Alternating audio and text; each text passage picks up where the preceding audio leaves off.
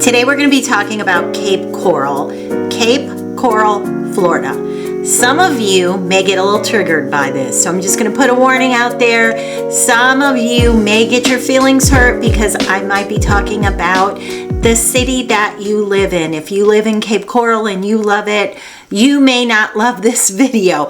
But listen, on my channel, let me just have heart to heart for a little minute here with you.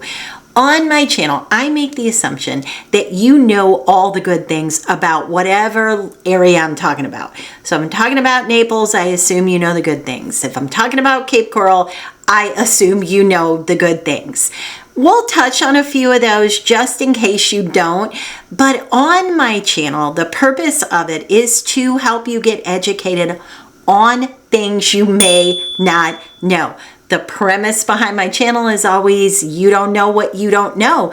That's how I would want to be treated. If I want to move to Boston, I can list off many, many good things about Boston.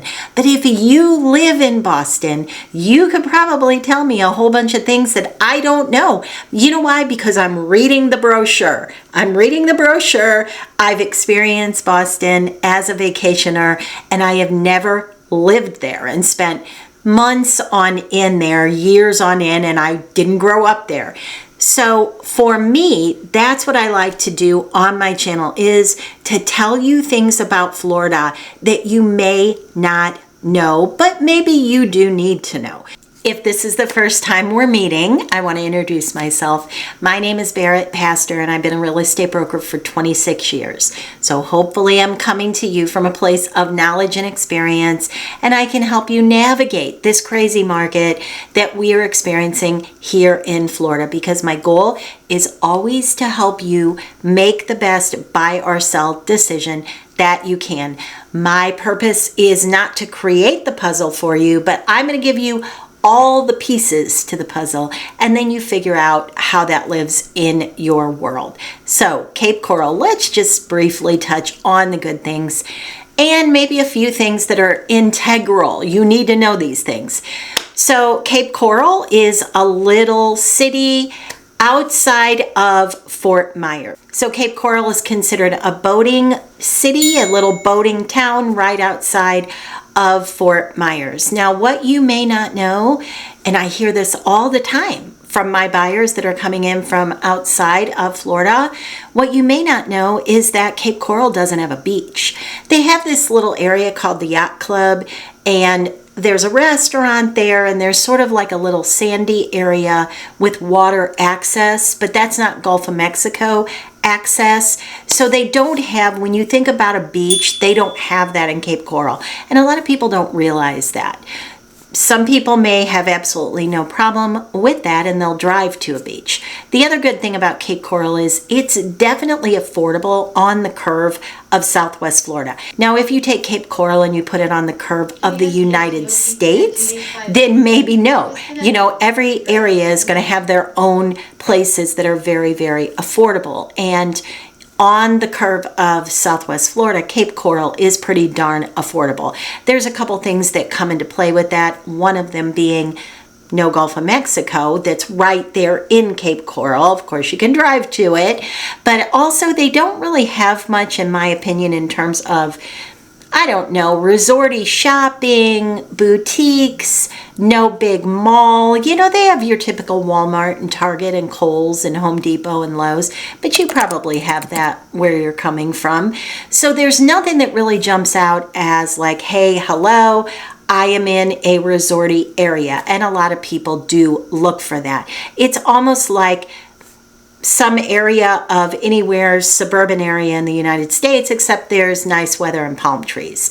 So it's a little bit Joe average, but listen, if you are looking for Joe average, then it might just be a great place for you. The other big thing that I would say about Cape Coral is that a lot of people love that it's a boating town. So if you look at Cape Coral, you hover over a map, you'll notice that you see all these little canals running through.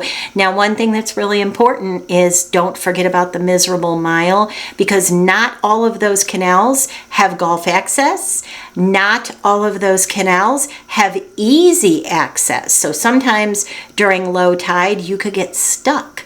You also want to be aware of the width of the canal, because some of those canals are narrow, and you're always going to want the widest canal that you can get so that you can navigate a little bit better. And of course, proximity to open water is going to be the most important thing. So those are things really to think about when you're thinking about buying something on a canal. And listen, we're not even going to touch on, don't forget to check insurance, because the insurance quotes are through the ceiling when you're on water. And also you want to check the seawall, because your seawall is right now, last I checked, running around $200 per linear foot to secure if it's falling. So that's a completely different video. And that's why I always say, make sure when you choose an agent, you're choosing someone that knows the area, understands boating if you're a boater. All these things are very, very important. So those are kind of the positive things about Cape Coral, with a little spattering of negative tossed in. But today we're going to be talking about where the big problems are in Cape Coral that you may not know about. So the biggest issue that you may not know about if you're from outside the area in Cape Coral right now is water issues. And I don't mean from the canal. I mean drinking water, water that you shower with, watering your lawn. Water is a problem. They don't have enough wells, especially in the Northeast Cape where the growth is. There is definitely a water shortage. So people literally cannot take showers daily. They run out of water in the day. It's really in crisis. And a lot of times people don't know that when they go to buy in Cape Coral. A lot of people also don't know that it's probably going to be 15 to 20 years more before the Northeast Cape even is able to hook up to the city sewer. And by the way, who do you think is going to pay for that?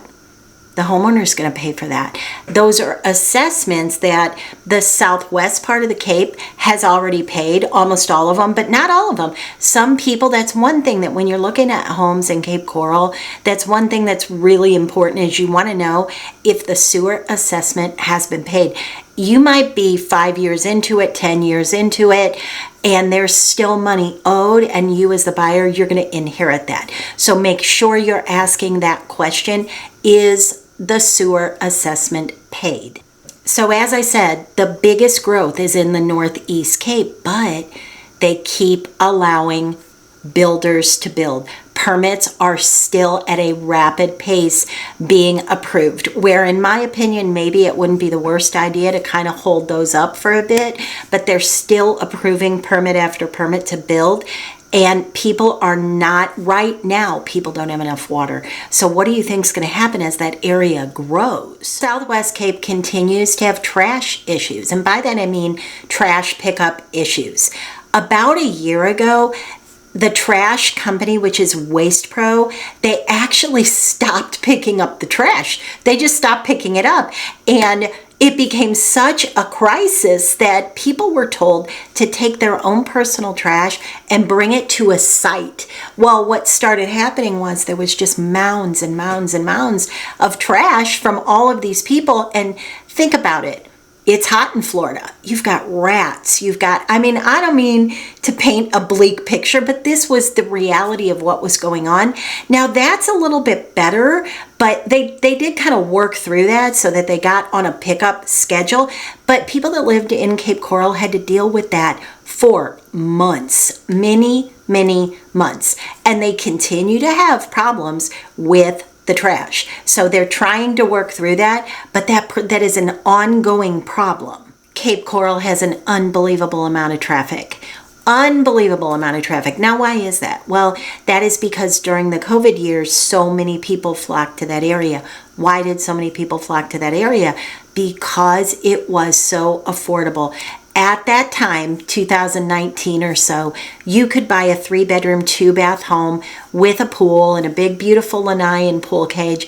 If you were not backing to water, you could buy that for $300,000 or so. Well, during the COVID years, as those prices just climbed and climbed and climbed, that same 3-bedroom, 2-bath with a pool and no canal in the back, just sort of backing to another house, those climbed up around $450,000. So you can imagine what anything with water access did. And again, we price things according to proximity to the Gulf of Mexico. So if you're getting out to open water really quickly, the price is going to be a lot higher. That's why the Southwest Cape is generally priced higher, because you're very, very close to open water. Maybe you can make a left and a right out of canal and you're out to open water. Now, there are some areas like that in the Northeast Cape when you get back that direction pretty far, and that used to be very affordable. Those things are what drove people into the area, because they thought, I can take my family. I'm not happy with what's going on in my city. I'm ready to leave. This is back in the COVID-19 days. So the affordability drove a lot of people into Cape Coral. Well, now the traffic is absolutely out of control, because most of the people that move to Cape Coral are living and working in Cape Coral, or they might be working in Fort Myers, so they're going to cross the bridge. That bridge gets backed up. A lot of boaters move to Cape Coral because years back, not too many years back, you were able to park your boat in your driveway. If it fit, it fit. Almost all your neighbors were doing it too, because it really has always been known as a boating community. So people were enjoying washing their boat in their driveway. Not a problem for anyone. Well, as more and more people moved in, the rules started to change. Well, now you have to put your boat, let's say, behind the fence. As long as it's out of view, you're okay. Well, what happened? You started to have some people really taking advantage of that and putting 2 boats behind the fence. Fine, it's their boats, it's behind their fence, it's their backyard that's jammed up with boats. What if you live backing to them? What if you live next door to them? Maybe this is not something that appeals to you. They used to always let you park in your lawn. You could literally, and I know if you are not from Florida, that's going to be a phenomena that you're thinking, what? But yeah, you could park in the grass. Now, they're saying, no, you can't park on your lawn anymore. Well, what happens? Let's say you have a neighbor, let's say you have a street with 25 houses on it. You might have 15 people that are following the rules and 10 people that are parking 3 cars on their lawn. There are so many new rules that are coming down the pike that people don't know what the rules are and what the rules aren't.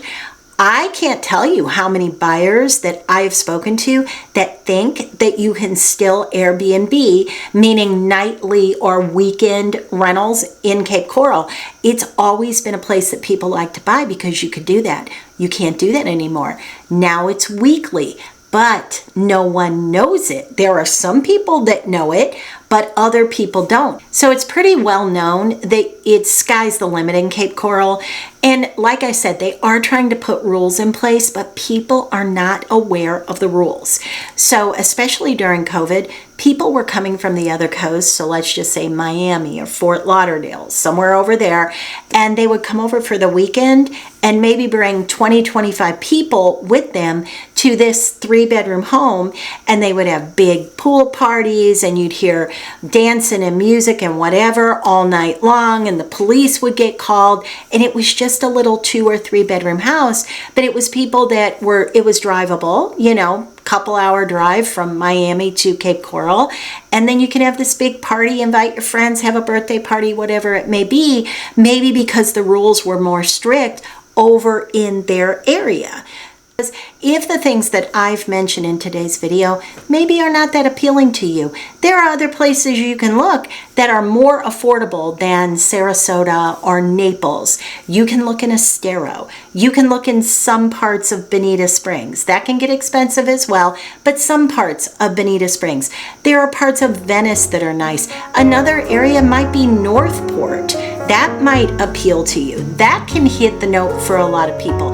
So I hope no one got offended by that. I'm trying to give you my honest opinion, my honest view of the facts in Cape Coral, what truly is going on, so that you can make a good decision.